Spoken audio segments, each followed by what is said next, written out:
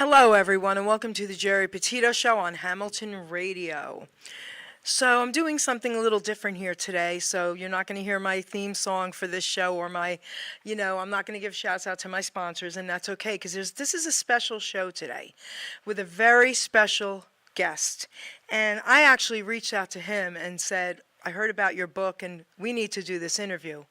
Without further ado, let me introduce my guest, and then you'll understand why this is so vital. Okay, Dr. Amir Ahuja, say hello. Hello, everyone. Yeah, and thank you for having me. So you have so many accolades. So he has a private practice in Beverly Hills, also in New Jersey. And Dr. Amir is also the director of psychiatry at the Los Angeles LGBT Center. And he's also an author. Okay, so guys, I'm an author, and I'm a recovery coach and a nutritional health coach. And that is why this interview means so much to me, because I do my best to help people, and so does this young man. But this is something a little different. His book is really for the doctors to know how to treat the patients. Am I correct with that? Yes, right. It's designed to help practitioners really to support and help and assess the patients, right, that they're treating. What is the title of your book? So the title of the book, and I have it, is LGBTQ plus intimate partner violence, and it's a guide for mental health practitioners. Show us your book. Oh, yes. Yeah? Yeah, so here it is, yes. Amazing. So, all right, I'm gonna ask you a few specific questions, okay? So I might skip around, and that's okay, because I want to start with the book first. So we'll go backwards, okay?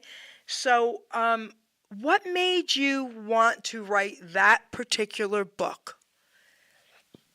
Yes, well, it's an interesting story. When I've done a lot of talks for the LGBTQ plus community in my career about various topics of mental health, because psychiatry is what I do. And in about 2018, at the American Psychiatric Association, our annual conference, I did a talk, and Routledge, which is the publisher, came to me and expressed a desire to increase their sort of stamp on this issue of LGBTQ mental health. And they felt like they didn't have enough titles that were really geared towards this. So they were really generous in saying, you can have any topic you want, really. Just write us something that's going to be relevant to people, right? And generally, this is academic medicine, right? So it's more academic geared. So it took me a while to consider. There's a lot that's very important that isn't talked about enough or researched enough. I mean, in general, this is a topic, an area of research that needs to be developed. So there was a lot to choose from, but I decided on this because the LGBT Center in LA, which is the largest LGBT center in the world, actually, we have the largest domestic violence program or intimate partner violence program in the world geared towards LGBTQ plus people. And our director, Susan Holt, who wrote the book with me, really expressed how little there is not known about this topic and how little research has been done. So she told me this statistic, oh, there's been no textbook about this or even book about this for 30 years. And when she said that, I thought that can't be true. And I looked it up and it really was. So Wow. That just felt like the most pressing issue and the thing that happens so often that we needed to know more about. So I worked with her. I said, well, would you be willing to write it with me? And we took us years because we were working and writing, but we came up with this, and it's now finished and out there. So I have a question for you. So my daughter, I guess, is bisexual. She had a husband, but then she married a woman. My cousin is gay. He lives in Florida now. He owns my heart. And he actually wrote a poem for me, and he's 50. I'm 63. And he said if it wasn't for me, he would have probably considered suicide. I knew as a baby, I knew when he was 5 years old, okay? And I was there for him every step of the way. And I didn't know that there was so much, what you're talking about, with the domestic violence with the partners. And they've confirmed it. They were saying, yes, there is so much, like with a lot of their friends as well. And I just never, I don't know why. I guess I was just blind to thinking that it happened in these communities, because I was thinking, it was so hard enough for them to be together in a lot of families, right? A lot of families don't accept you. And I was Yeah. thinking everything, once you're together with someone, it's not like that. But wow, thank you for enlightening me. Yes, I mean, I think people don't realize how prevalent it is, and not just in LGBTQ plus Right. relationships, but all relationships. Yeah. I mean, it's a drastically underreported topic for anybody because it's shameful.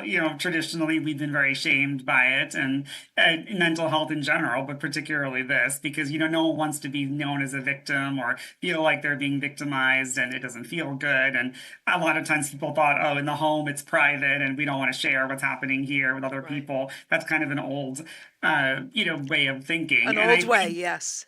yeah, and I think that's now we're getting more into, okay, mental health is important. We all have issues, and that's okay. And we need therapies more accepted. So I think it's a good time for us to be more aware of what's happening, because unfortunately, for a lot of people, the most dangerous place that's there is sometimes in their relationship, and they don't have the resources or the knowledge to look outside or be able to escape it. And yeah, and that can be very dangerous and deadly even sometimes. And it happens far too often, based on the statistics. Some statistics are 50% of relationships can involve at least verbal abuse, right? If Yes. not physical or sexual. So I think it's much more common than we like to acknowledge.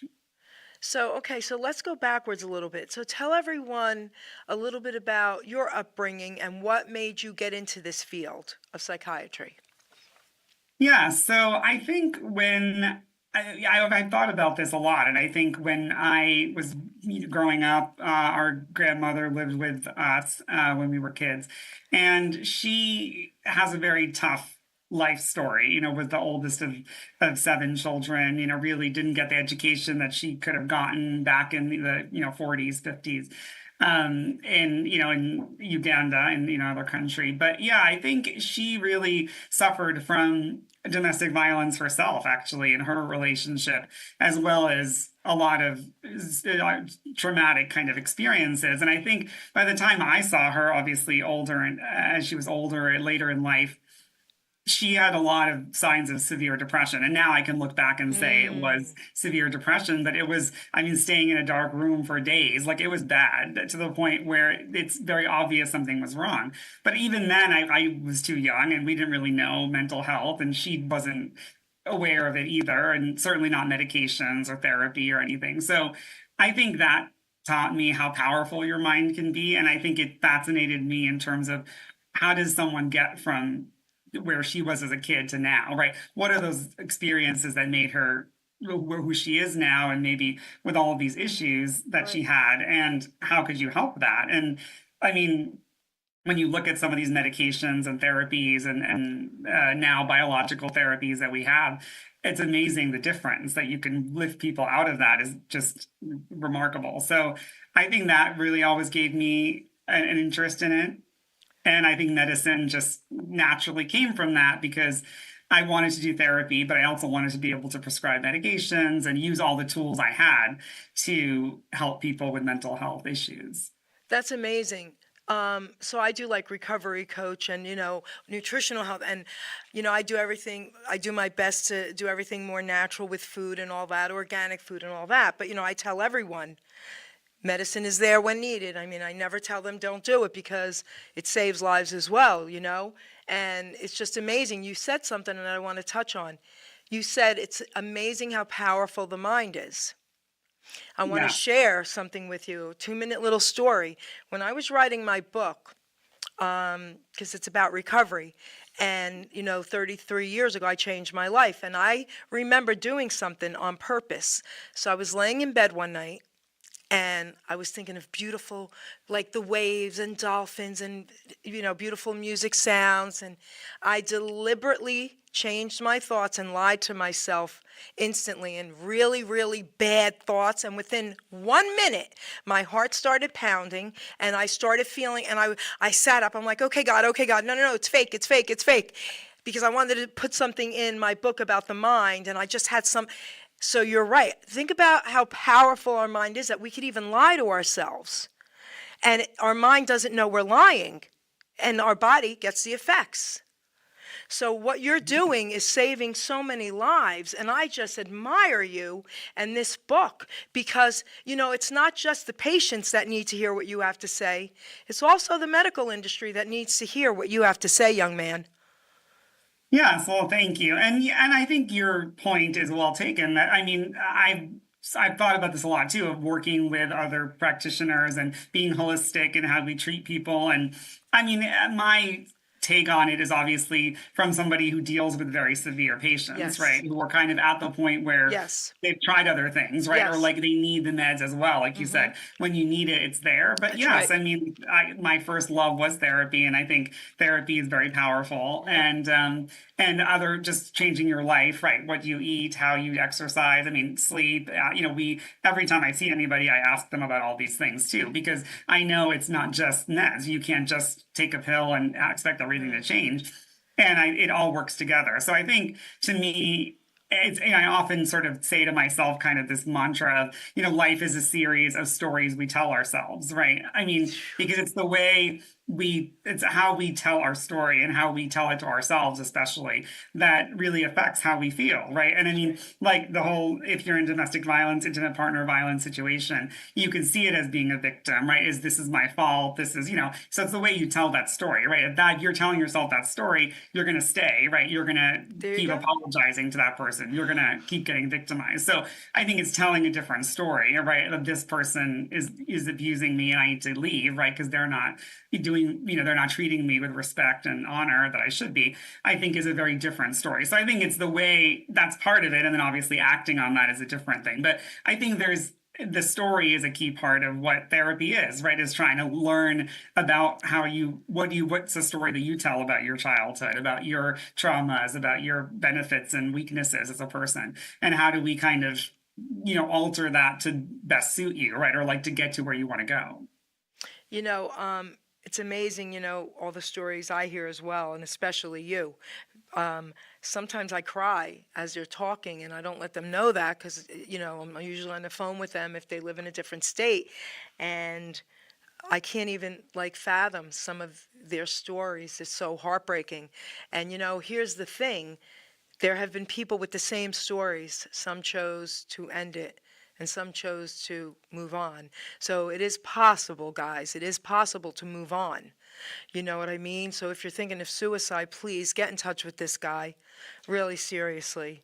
I interviewed the gentleman. I'm not sure if you know who he is, but he was the one who jumped off of the bridge in the biggest bridge. I forget the name of it. And people don't survive that jump.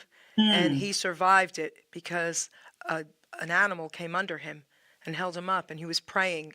As soon as he jumped, he said, I regret this, God. And an animal held him up. And I remember his story, and I was just like, this is crazy. I understand why he wanted to end it, but I'm glad he didn't. And there's help and hope out there, guys. You know?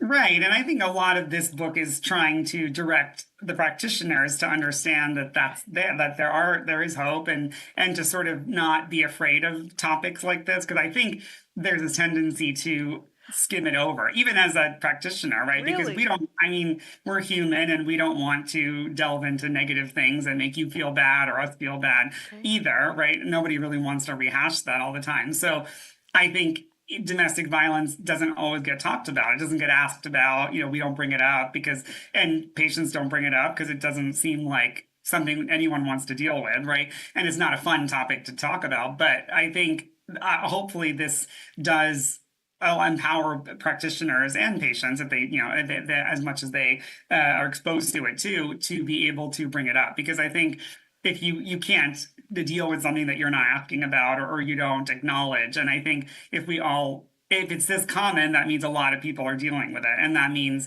that we're seeing a lot of people that we never know, right, are suffering in silence in regards to domestic violence. And so we have to bring that out in the open so we can talk about it frankly. Well, what are we going to do? How are you going to leave? Or, well, what's your plan? Are you going to get treatment? And that's kind of the first step, really. I have a medical psychiatry question for you. So Yeah. back in the day, you're a lot younger than me. I don't mind saying I'm 63 years old. So back in the day, I was in my 30s, early 30s, and I met a woman in my church who was a psychiatrist. Okay, and I think she was a therapist, and I went to see her, and I can say her name. She was a beautiful lady, Shirley Henry Lyons, beautiful lady. Um, and she asked me all kinds of questions back then. Okay, and then I became friends with so many therapists, and we would talk about things, and everything was out in the open, and blah, blah, blah. But a lot of friends of mine or family members now that tell me that they've seen therapists or psychiatrists, they're almost not asked any questions. They're like, they basically say, tell us what you want us to know. Is that true? Well, not necessarily. I think it Okay. depends on the person, and I don't think that's. I do think the problem is that there's not a lot of direction in terms of, there's no standard, right, kind of intake Okay. questionnaire, and I think that's because we all do different things. Like if Okay. I'm working with LGBTQ plus people, my intake might be different than someone else's because I might ask more questions about that specific topic or about. I'm in Los Angeles, right? We have Okay. a different kind of population. Maybe I have a private practice. It's a different kind of person. So, there might be slightly different. So I think that they kind of do that so you can create something that works for your people, right? That's culturally competent, which is good. But I think, yeah, the fact that they're that I guess there sort of is standard kind of things you should ask, but not necessarily all at once, or sometimes with people's comfort level, like you're saying, you don't want to talk about things that are too triggering right away. So there can be a lot of reasons to skip some sections initially, but especially with therapy because you're seeing them a lot and it's a long-term relationship. But I do think you have to ask it at some point. And for us, it's a little bit different because we're doing medications mostly. And Right. here at the center, we're kind of, we don't see people every week, right? So we really do need to get that stuff asked because we won't know otherwise. And our appointments are not that long. We don't have an hour a week with people. So we have to Gotcha. we have to kind of, so I think for therapy, it's a little different because you can spread that out. But I think asking that at some point is really important because I think, yeah, you have to, again, if you don't ask, you don't know. And a lot of people don't share because this is, like we're saying, a shameful topic from the traditionally it's been a sort of a source of shame. So I think people don't want to share it unless you sort of talk about it, and then people don't know the extent to which verbal abuse, emotional abuse happens, and they don't know when to recognize it. And sometimes we hold out for, oh, it was someone hit me or someone was sexually abusive, someone, but you don't notice like financial coercion, you don't notice I'm controlling of all of your things, those kinds of, like, preventing you from seeing friends or talking to people, or it can certainly start much more subtly and over time, and so those kind of things are important to ask about. So let me ask you this. So, male therapists and female therapists. I would assume, and I could be wrong, but I would assume that the females probably get a little closer and warmer and ask more questions than the males. Am I wrong? I don't know if you can make that generalization just because it's Okay. hard to know. I mean, I Okay. think it depends on the person. I do think that statistics and studies consistently show that if you are in a great relationship with your therapist, you will have a better outcome. So whoever that is. Yeah. And sometimes it helps that the therapist is like you, if they're You the know, like a same. motherly instinct is, I Yeah, guess, where I'm or going. and for some people that's great, and some people who sort of maybe not doesn't have a great relationship with their mother, or Okay. like it is triggering. Maybe they want a different type of therapist, or I mean, it really depends on the kind of person, Right. and it's hard to say one person's going to fit with this Right. therapist. So I tell people if you don't get along with your therapist or don't feel like they're connecting with you. It could be not neither of your fault at all, right? Just not a match. And so I think it's important to find somebody that you really bond with and you can trust, and I think you can open up to, and that we know the results will be better then. So I think that's the key, regardless of what their identity is. I Yes. think if you find the right person, yeah. So you mentioned triggers, and I guess you're right, because I guess each person has different triggers. Right. And sometimes it's helpful to find somebody who does kind of meet those triggers so you could work on it that way. Yeah. But I think it's hard to know, right? I think Okay. initially it might be easier to meet with somebody who you kind of feel more comfortable with at first, and then you can kind of get into it because, again, it's all about getting deep in there. And if you can't do that in one session or two, and if you don't bond with somebody, you're never going to trust them enough to go there. So I think it's just about finding the person that you Yeah. click with. Beautifully said. Thank you for making that clear. Dr. Amir, would you like to read something out of your book?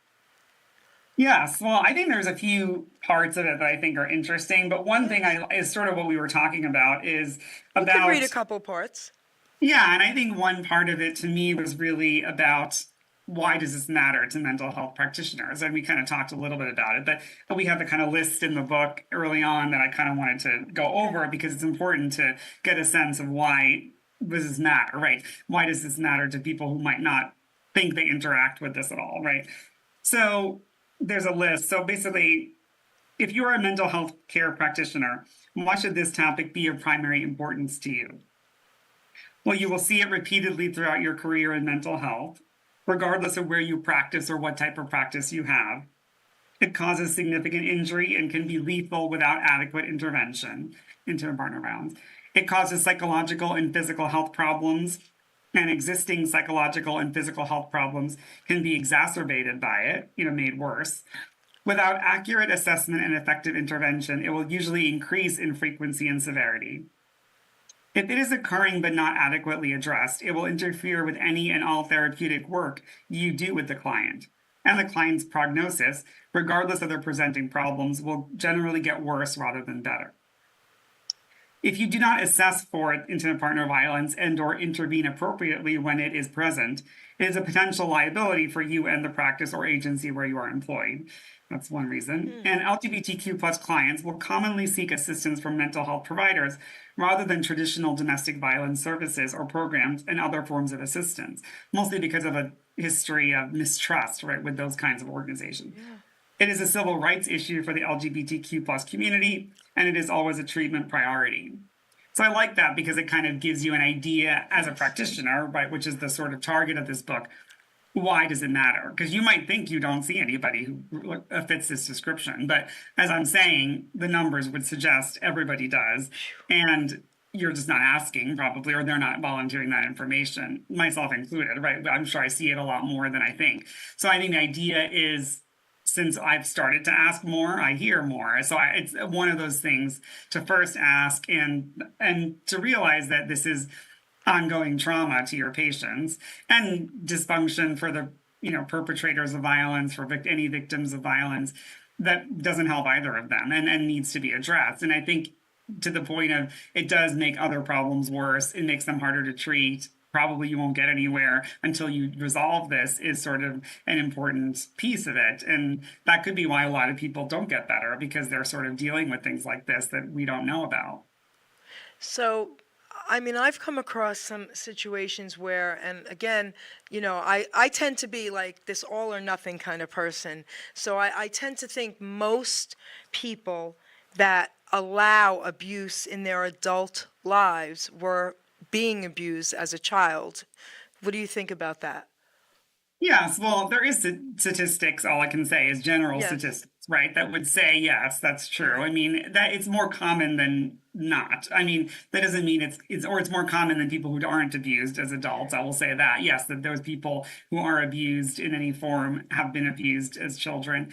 More commonly, it's not 100%. So obviously, No. a lot of them weren't. But Right. yes, that makes you more likely to. Also, witnessing violence or Yes. domestic violence in particular as a kid makes you more likely to abuse or be abused. So for children, it's very negative, and we know the evidence of that too. So I think exposure early on for sure is one risk factor.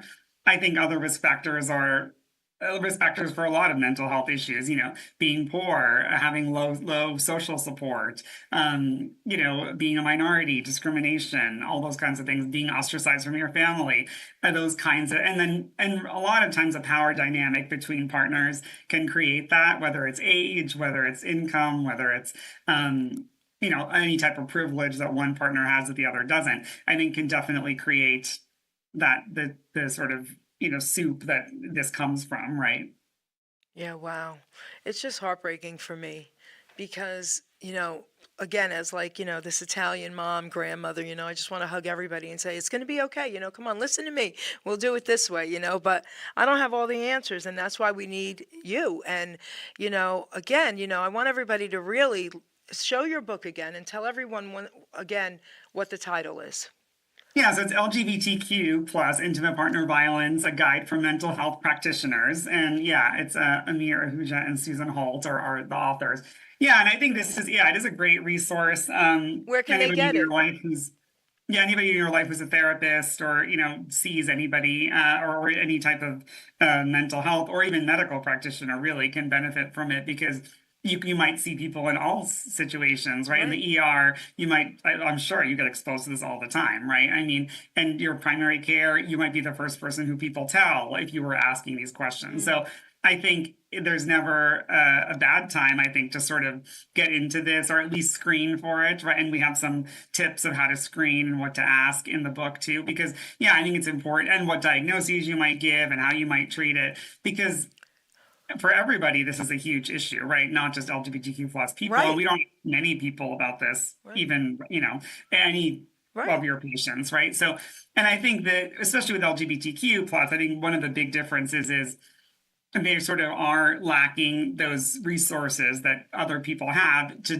basically just get immediate treatment. Like shelters are really hard because most shelters are women's shelters. If you're a gay man and who's a victim, there's no shelter for you, and there's no domestic violence, they won't take men. So like there's things like that. Then maybe they won't take transgender people because of the gender identity rules. So like there's a lot of, and then maybe in a lesbian relationship you might be in a shelter, but the perpetrator might also be able to get into a shelter. So like you have to think about things like that we don't normally have to think about. So there specialized services are just not there enough, and I think we need to understand that as medical practitioners or mental health practitioners, like I said in the book, LGBTQ plus people might tell us first, right? Because they might not have family that they tell, they might have a smaller social circle, right? They don't have the domestic violence shelter to go to, so you might be the first person who hears it. So I think that's really important. And they might stay in a relationship because they don't have a lot of support outside of that relationship. So like they would want to commit to that no matter what, even though it's dangerous for them. So I think there's a lot of pieces to work with here. And yeah, it's complicated. Sometimes it takes social work and us and medical people to get someone out of that situation. Someone actually said to me years ago, she was with a woman, and she actually said to me, because she was being abused, but she loves me the most when she yells and hits me because she's trying to tell me like she owns me, but she loves me. And I was like, what? So a lot of it is disturbing because they're not even thinking clear, obviously. I have a question for you. Is there a percentage? Is the rate out there like the suicide percentage of I depressed mean, there people? isn't because, and not with LGBTQ plus, because it's just too small of a Okay. group, and like there, again, not enough research has been done. But interesting you say that because probably the biggest risk, honestly, in this situation, which I know this is dark, but is intimate partner homicide, because actually the fact that your spouse is probably the most likely in these scenarios to kill you. And sadly, a lot of these situations, it does progress, as we were saying, if you don't intervene. So someone who is hitting you, who is sort of abusive, maybe who's verbal, who might get to that point, it probably, or in a lot of instances, it does progress. And the riskiest part of time is when you're about to leave, right? So, I mean, that's another time to be very cautious because some people are threatened. If you're an abuser, you might be threatened by the leaving of you, right? By someone leaving you. And that's the time where you might lash out. So, yeah, I mean, sadly, there's some statistic we have in here, yeah, that it's like multiple people a day are killed by their intimate partners. I mean, it's really, not LGBTQ, that's just in Right, general. in But general. yeah, I think that, so I would say probably that's what we have statistics on. We don't have statistics on suicide particularly, but I know all mental health issues tend to be higher in victims and also in perpetrators too, a lot of times. Substance use, personality disorders, depression, anxiety, a lot of things. So I definitely think there's a lot a lot of consequences to this for both parties. I mean, Right, everyone. right. So, have you ever gone and spoken in prisons or anything like that? Yeah, I think I have. Yeah, I definitely have. Yeah, and it really is. I think that it's sort of, yeah, it is tragic because a lot of people who are in there have a history of trauma for sure. I mean, that's extremely common in prisons, and obviously some are there for this kind of, sort of this kind of altercations or things like that. But a lot are in there for other nonviolent crimes. Obviously, some violent crimes. But yeah, you see some of the same issues. I mean, substance use huge. You see a lot of comorbid other mental health issues. You see a lot of, like I said, history of trauma. It could be domestic violence. It could be, yeah, abuse from parents. It could be bullying, discrimination, all this stuff. So definitely that ties into maybe you being or acting out yourself later on, right? Or thinking that's okay because that's the model that you've seen. Um, yeah, so it is complicated and it's tough to deal with, but I do think that one underpinning of all of this is trauma because I think that we keep saying it, but there's a lot more trauma than we think, and I Right. think there's a lot more unresolved trauma than we think Right. too. Is there anything else in your book you'd like to share? Yeah, well, I mean, definitely, I would say there probably it's too much to read here, but yeah, definitely the idea that you need to foster your patients through this process and use a lot of different resources is important. We, like I said, we go through the assessment, we go through different cases that are really interesting. And one case in particular I like to bring up is Greg Louganis. So we actually interviewed him for the foreword for our book, and he was really forthcoming and really generous with his time with us in order to tell us about what happened to him. And if you've seen Breaking the Waves, that documentary in the book about his domestic violence experience with his partner, it is interesting because it's the same thing. It sort of starts where he's doing his diving and he's very successful, and the partner is kind of managing his finances and managing his schedule, and and that's sort of the control that that partner's taking over. And at first he's thinking, oh, this is great because I want to do what I love to do, and he's sort of doing the rest of it.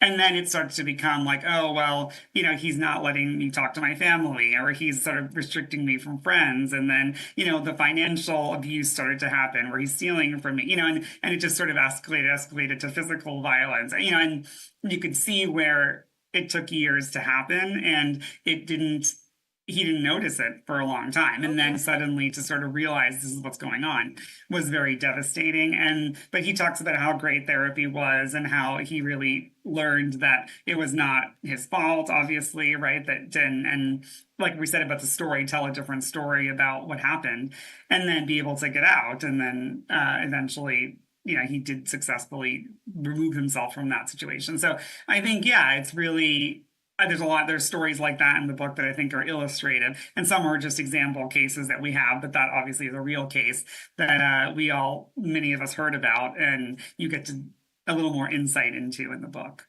That's beautiful. How can they get your book? So yeah, it's on Amazon, it's on Barnes and Noble, Goodreads, any of the sort of places you get your books. Yeah, we're trying to work on seeing if we can do like audio versions or some other versions of it, but mostly, yeah, we're going to be sharing it with academic places, right, with institutions of higher learning, with conferences. So that'll be a lot of what we do in the next year or so in terms of promoting it. But yeah, I mean, anywhere that your books are sold, you can get it. And yeah, and it would just help if you obviously read it, give us reviews, yeah, and share it with your friends. You should definitely do audio. I wish you lived closer. My producer here does audiobooks now. I was the first one, and he did my book with my voice. So it's me reading my story. Simon and Schuster wanted to put it to audio, but I couldn't have someone else reading my story. I really Mhm. wanted it to be mine. But it's important because I'm able to email that to people who really need it. You know what I mean? And it's beautiful. I hope you do that. Yeah, and I know, and that's one thing. I obviously it's a different kind of book, but I do love Yes. the fact that, especially with memoirs and books Yeah. about your own life, I love, that's what I like, how I like to consume them is through audiobooks and the person reading it, because Yeah. these celebrity memoirs sometimes you see, and I like to hear them read it because, yeah, it gives you Yeah. some more perspective and you feel Very like they're cool. telling you their story. So I think that's very powerful. Yeah, hopefully we'll see what we can do with this. I mean, with textbooks, they don't always do it, but we'll see what happens. But yeah, I think hopefully everybody who reads it at least can benefit from it. And I will say it is sort of modular too, so you can kind of like take certain sections of it Yeah. and they kind of work on their own. And we have like some continuing medical education questions to kind of test yourself out. So you can use sections that were relevant to you and sort of go over those too if you want. So I just think it's amazing what you've done. I really do. I'm going to say it again because a lot of the, medical staff out there, medical professionals, they need some guidance as well. They're humans, and a lot of them don't understand maybe that particular situation that this person's going through, and what you're saying is priceless. So what you've done is amazing. God bless you, really. No, thank you. And yeah, I think you're right. I think people in the medical field, you might think, oh, there's these people. I mean, we did study for a very long time, but things change, and just like every profession, we need to be updated on things, Yep, and myself included, right? yep. Even just stuff with LGBTQ plus, the terminology, the people, how the issues that people are dealing with change over time. So you have to keep up with the literature as much as you can. And something like this is helpful because, yeah, you don't have to read the hundreds of articles we read, but this sort of summarizes a lot of what we got from it. So I like these kinds of books. I read a lot of them myself because it Yes. helps to kind of update me. Okay, what's going on? What is the latest trends in mental health? And yeah, like I say, I mean, we know from social media, the rise of social media has changed a lot of people's mental health and what they're dealing with. And so, again, that's something that I wouldn't have studied, right, as much in school. So, like, now that I'm getting to be in this situation, you have to kind of keep yourself abreast of what's going on. Right. You mentioned something that resonated with me based on like my mom's family. Everything was a secret. Everything was hidden. Terrible things were going on, okay? And you just did not talk about it. I mean, she was telling me a story about where a distant relative actually raped his own niece, and the parents knew and just hush hush. And that went on a lot back then. Okay, people say things like this to me: "Oh, I wish things were like it used to be." Well, a lot of it, yes, but a lot of it, no, because everything was hidden and it was terrible. So today, I mean, I think also because of social media, more things are coming out that we're starting to realize, wow, that really went on. That went on. But, things are coming out now. But now I'm hoping that everyone listening to this show, if you're struggling or dealing with any of this, listen, reach out to me. If you want to talk to him, I'll hook you up. Reach out. Please don't suffer alone. We're here. We're listening to you. Okay? Somebody is always there to help you. Please don't stay in a situation that's hurting you. All right? Let me just say one more thing. As I'm going to say this as a woman, as a mother, okay, as a grandmother here. If someone makes you cry, it's not okay.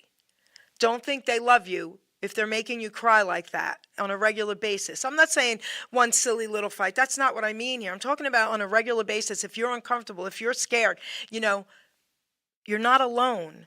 Okay, we're here for you. So please reach out. I just had to say that. So, Yeah, and I think right, and I think we do. Yeah, and again, I think there are probably. I mean, I'm hoping that one day we can also do sort of a version of this for the general public as well. That's more geared towards that.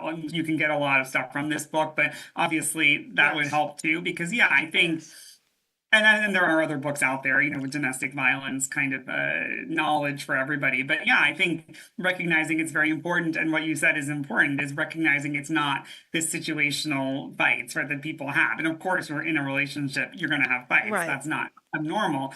But it's where, how do you notice what's a pattern of control, a right, pattern of kind of coercion, or, where it's a negative pattern really that is hurting you, right? And that's not designed to just, it's not like a one-off fight. It's really a more sinister thing that will get worse for over time. Now, obviously those fights that happen to everybody are very normal and they don't necessarily get worse over time, but this part does. So I think learning the differences and And maybe for a lot of people, it's hard to see, which is why we're trying to get the practitioners to kind of be aware of that, because Very it's, good. when objective is a little easier to Yes. see from outside. When you're in something in a situation, it's hard to tell sometimes. And again, the common theme is it happens so slowly that it's sort of like, the frog in the boiling pot thing, right? It's like it kind of just creeps up on you. So you don't always recognize it.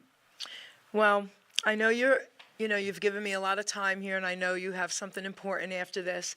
I want to personally thank you for honoring me here today with this incredible interview, because it resonates with me. I have so many friends in that community and family members, and I also have friends that are not in that community but are being abused that I try to help. And so again, your book. When I found out about your book, I was like, I have to interview you. So what you're doing is incredible. I want to give you the mic. You have a few minutes. I want to give you the mic back, and I want you to talk to the people listening and say anything you would like to close with. Yes, thank you. Well, for everyone listening, yeah, and it's thank you for the opportunity, really, to share with you this book and the journey to write it. I think we both, Susan and I, really felt that it was very important, as we were saying. This topic was in particularly important, and I think you don't have to be an LGBTQ plus person. You don't have to be a practitioner, really, even to benefit from this book, because I think there's a lot in there that helps everybody. But I think one thing I was going to say is, I also don't want it to seem all negative, because there's a lot of great stories in there. Obviously, we talked about Greg Louganis, and we talked to him in the book, and he has a great story that ended well. So a lot of these stories end very well. So this is not to be a downer, but it is to understand that there are negative things that happen that you can overcome. And I think that's sort of a lot of what we do in mental health, right? Is try to understand how you can overcome things. I think what we're trying to do is what I would love to do is to be able to make more people resilient to the situations that happen to them, because I understand what makes someone resilient. Like we said, what can happen? Well, how can two people suffer from trauma and they end up very differently, right? And I think that is a resilience question, right? How are they able to overcome it? So I think one of those is by reaching out. One of those is by sharing your story, was by having better resources, by having more knowledge. If we all know more, we can do better. And I will say, even the LGBTQ plus community sometimes doesn't want to talk about this, because it's already a marginalized community that doesn't want to more bad press about it, right? About, oh, now there's another issue that we have to deal with. But the truth is, it's not our problem only, right? It's everyone's problem, because the statistics really will say that not just LGBTQ plus, all intimate partner violence is really common. So I think I would say ask your friends and family, look into your own lives and relationships, and if there's a question or concern, reach out. And if you need, but there are books like this for sure that help, but there's also a lot of organizations and resources that we go over that are very helpful. Thank you so much. So guys, share this show, please, because I'm sure more than not, people need to hear it. Okay? And again, we're here for you. So if you want to talk to him, you could reach out to me. I could get you in touch with him. Please reach out. I want everybody to know that you are not alone and someone is listening. All right? So thank you. God bless you guys. God bless you, Doc. Listen, Dr. Amir, I love you. It's amazing. Your book is incredible, and I just wish so many great things for you with this project and with everything you're doing for helping people. I want to thank you for that as well. Yeah, and thank you for sharing this story and others and helping people yourself. So thank you so much for having me. Yeah, I appreciate it. You're welcome, sweetheart. Thank you.